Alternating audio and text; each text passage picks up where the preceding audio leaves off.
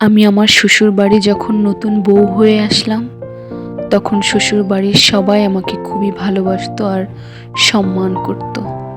কিন্তু ধীরে ধীরে যেই মাস যেতে লাগলো, তখন আমার শাশুড়ি আমার আশেপাশে প্রতিবেশীদের কাছে আমার বদনাম রটাতে শুরু করলো।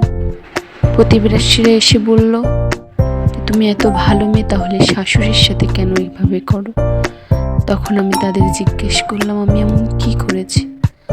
তারা বলল, তুমি নাকি তার সাথে তর্ক করো, ঝগড়া করো, তার কোনো কথা শোনো না, তার কোনো কাজে সাহায্য করো না।